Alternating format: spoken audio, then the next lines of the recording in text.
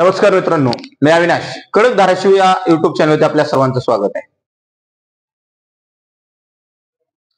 आज आपण बघत असतो की आंतरवली सराटी येथे मराठा समाजाला ओबीसीतून आरक्षण मिळावं म्हणून मनोज जरांगे पाटील हे उपोषणाला बसलेले आहेत. आज त्यांच्या उपोषणाचा 4था दिवस. 4 दिवस झालं मनोज जरांगे पाटील हे अन्नाचा एक पोटात कणही नाही, घोटभर पाणीही नाही,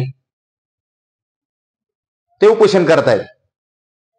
आज सोशल मीडिया असेल, प्रसार माध्यम असतील, त्यांचे फोटोज, त्यांचे व्हिडिओ, हे त्यांची खालवत चाललेली असलेली तब्येत याच्याबद्दल आज फोटो व्हिडिओ व्हायरल झाले. आणि ते फोटो आणि त्या मनोज दादा जरांगे पाटील यांना होणाऱ्या वेदना कुठतरी मराठा समाजाची मन दुखवणारा ठरला. आज आपण बघू शकतोय की महाराष्ट्रामध्ये उद्या शनिवारी अनेक जिल्ह्यामध्ये बंद पुकारलेला आहे.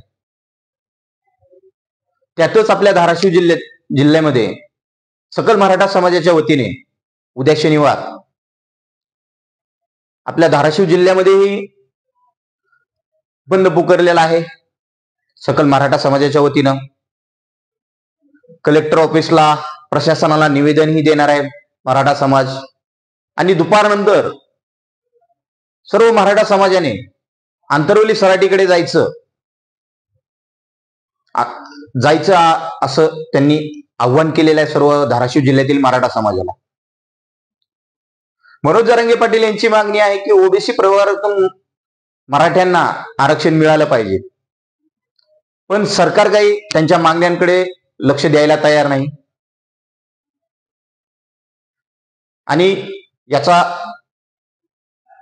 राग मराठा समाजाच्या मनात आहे. त्याचाच उद्याच्याला बंद पुकारून सरकार विरोधात निषेध नोंदवणार आहे मराठा समाज.